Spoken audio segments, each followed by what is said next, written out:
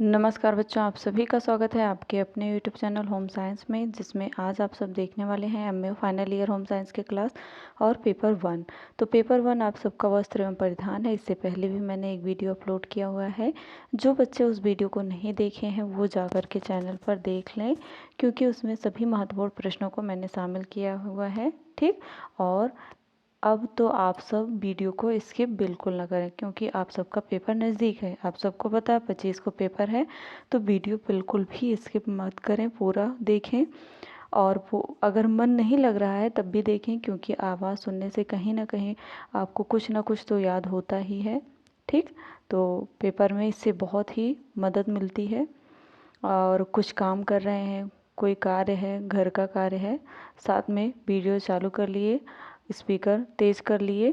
ठीक, वहाँ पर भी आप वॉल्यूम तेज़ करके आसानी से पढ़ सकते हैं।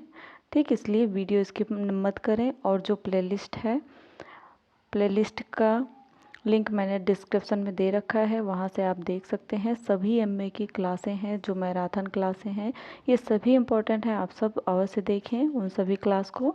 ठीक, तो आगे बढ़ते हैं, देखते हैं आज का प्रश्न। तो रोज़ाना की तरह सबसे पहले आप सब जो पहली बार जुड़े हैं चैनल को सब्सक्राइब करें, वीडियो को अधिक से अधिक शेयर करें और लाइक करें। चलो लाइक कर दो जल्दी से, फिर आगे बढ़ते हैं। ठीक, आई होप आपने लाइक कर दिया। तो आगे बढ़ें, देखते हैं आज का प्रश्न।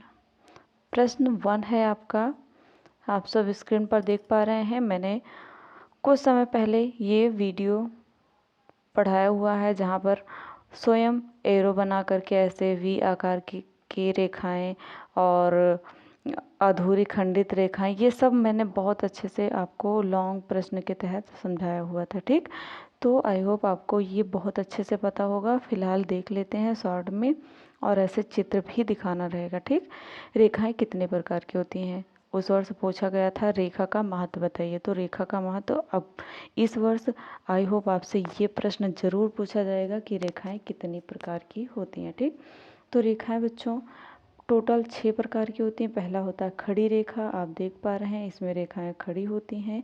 और दूसरा है आड़ी रेखा, जिसमें ऐसे रेखाएं होती हैं।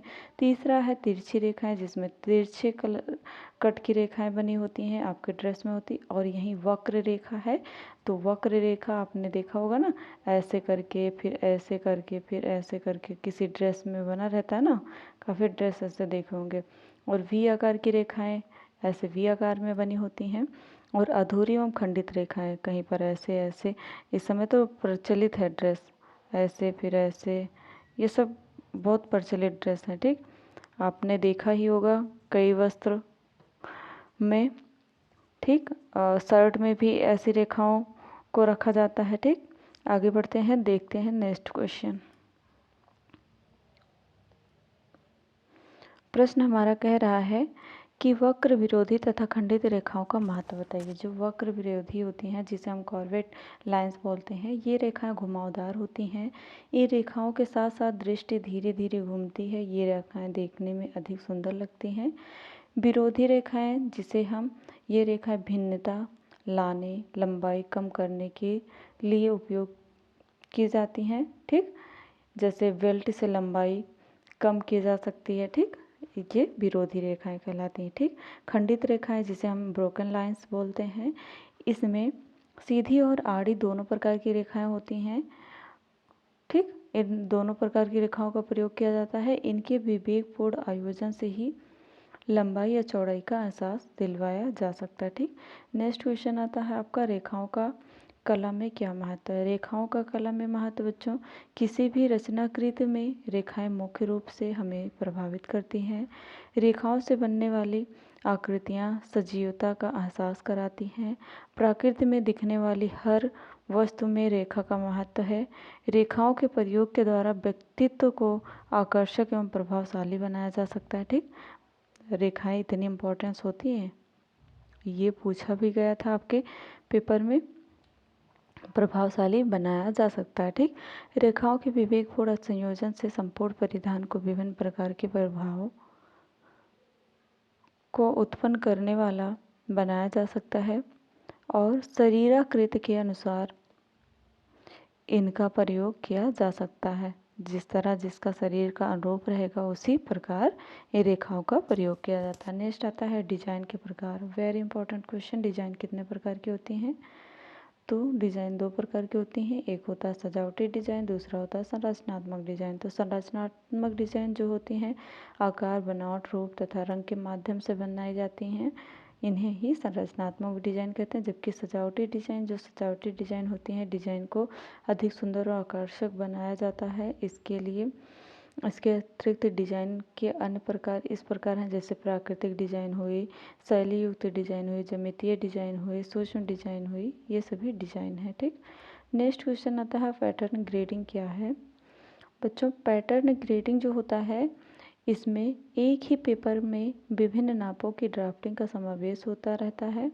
सर्वप्रथम बड़े नाप अर्थात 42 इंच छाती के नाप का डिजाइन सहित पैटर्न तैयार करते हैं। ठीक, नेक्स्ट क्वेश्चन आता है वस्त्र विज्ञान के कौन कौन से क्षेत्र हैं? वस्त्र विज्ञान के क्षेत्र बच्चों देख लेते हैं, आप सब भी पूछते रहते हो वस्त्र विज्ञान का कौन कौन सा क्षेत्र है।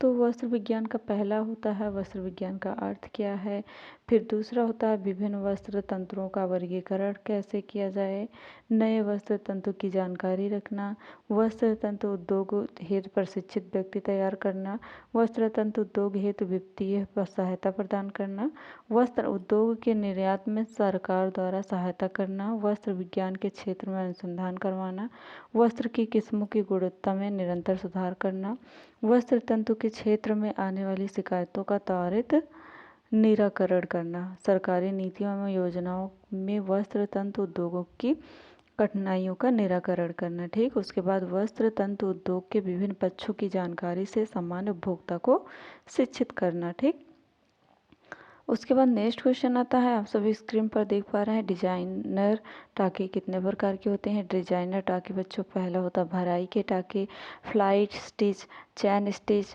Feather stitch, lazy daisy, stem stitch, blanket stitch, French knot, hem stitch, buttonhole stitch, quilting stitch आदि ये सभी होते हैं। कुछ स्टिच के बारे में मैंने पढ़ाया हुआ है, आप सब देख सकते हैं। नेक्स्ट क्वेश्चन आता है आपका स्क्रीन पर देख पा रहे हैं परिधान डिजाइन में विपरीत रंगों का प्रभाव। परिधान के डिजाइन में विपरीत कलर के जो रंग होते हैं उनका क्या प्रभाव पड़ता है? परिधान डिजाइन करते समय शीतल रंगों में के परिधान पर गर्म रंगों का प्रयोग किया जाता है तथा ठीक इसके विपरीत गर्म रंगों के परिधान पर ठंडे रंगों का प्रयोग किया जाता है। परिधान के डिजाइन करते समय ठंडे रंगों के परिधान पर उसके अनुरूप किसी गर्म रंग का हैट या स्कार्फ उसके रंग को संबल प्रदान करने के लिए पहना जा सकता है। हरे रंग के परिधान पर हल्का हरापन लिए पीले रंग का स्कार्फ, फूल, ब्रोंच, बटन आदि। ये आपको एज यू ऐसे लिखना है कि किस तरह से आप कोई भी परिधान ले रहे हैं तो आप किस तरह से रंगों का चुनाव करेंगे, आप अपने अकॉर्डिंग कर सकते हैं। ठीक, जैसे स्कार्फ, फूल, ब्रोंज, बटन आदि बेल्ट लगाकर परिधान को हल्का और हरापन लिए बच्चों संपूर्ण परिधान की शैथिलीकारी स्थिरता एवं उदासीनता को दूर किया जा सकता है। ठीक, अभी मैंने बहुत ही महत्वपूर्ण प्रश्नों को रखा है, इसलिए आप सब वीडियो को स्किप मत करना। ठीक, सभी महत्वपूर्ण प्रश्न हैं यहाँ पर देख पा रहे हैं। चलो आगे चलते हैं, अपना ये परिधान का प्रश्न देखते हैं। ठीक, उदासीनता को दूर किया जा सकता है। ठीक, उसके बाद आता है संवेगात्मक उत्थान प्रदान करता है ये वस्त्र हमारे परिधान। ठीक, काले रंग के परिधान पर सफ़ेद कॉलर और कफ से परिधान में रंग संबल पैदा किया जा सकता है। परिधान में विपरीत रंगों का प्रयोग करने से परिधान के डिजाइन में भी आकर्षक उत्पन्न हो जाता है। काले रंग के साथ सफ़ेद रंग डिजाइन, लाल के साथ काले रंग, हरे के साथ पीले रंग तथा प्रयोग करके वस्त्र के डिजाइन में विभिन्नता लाई जाती है। आधुनिक समय में विभिन्न रंगों के माध्यम से परिधानों में दिन प्रतिदिन नवीनता लाई जाती है तथा अत्यधिक सुंदर एवं आकर्षक रंगों के नमूने तैयार किए जाते हैं जो बाजार में उपलब्ध होते हैं। ठीक, नेक्स्ट क्वेश्चन आता है आपका वेरी इंपॉर्टेंट क्वेश्चन, परिधान के आकर्षक केंद्र को स्पष्ट कीजिए। प्रत्येक परिधान में सजावट के समान ही एक महत्वपूर्ण केंद्र प्रसंग होना चाहिए। इस केंद्रित प्रसंग पर आधारित करके अन्य भागों अथवा अन्य अलंकरण का तथा उपकरणों का चुनाव करना चाहिए। ये समस्त वस्तुएं एक दूसरे की इतनी अनुरूपता वाली होनी चाहिए कि उससे एक रूपता का आभास प्राप्त हो। परिधान जहाँ तक संभव हो सुविधाजनक, सादे एवं अच्छे नमूनों वाले होने चाहिए।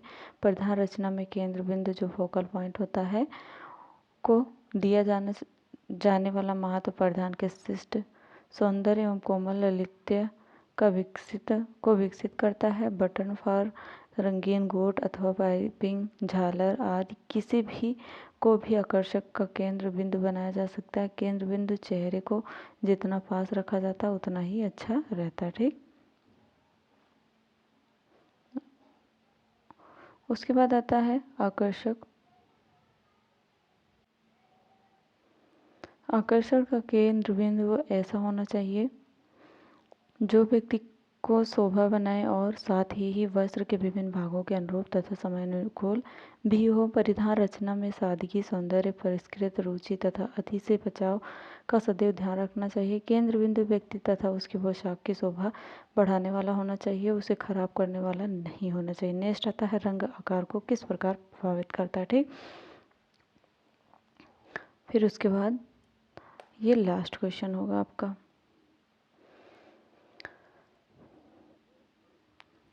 रंग आकार को प्रभावित करते हैं। गर्म रंगों के प्रयोग से वस्तु बड़ी प्रतीत होती है। मंद रंगों की अपेक्षा चटक रंग से शरीर रचना अधिक उभर कर बढ़ती सी दृष्टिगोचर होती है। अतः मोटे एवं बेडोल आकार वाले लोगों को अपने परिधान के लिए क्या करना चाहिए? गर्म एवं गहरे रंगों का चुनाव नहीं करना चाहिए। मंद एवं हल्के रंगों के से शरीर की भद्दी रेखाएं छिपी सी लगती हैं। सुंदर एवं सुडौल शरीर रचना वाले व्यक्ति पर सभी रंग खिलते हैं। पतली दुबली लड़की का शरीर गर्म रंगों से भरा सा लगता है, फिर भी उसे अत्यधिक चटक रंगों की अपेक्षा मृदु रंगों का ही उपयोग करना चाहिए। परिधान है तो जो भी रंग चुना जाए वह शरीर रचना एवं चेहरे के अनुरूप होना चाहिए।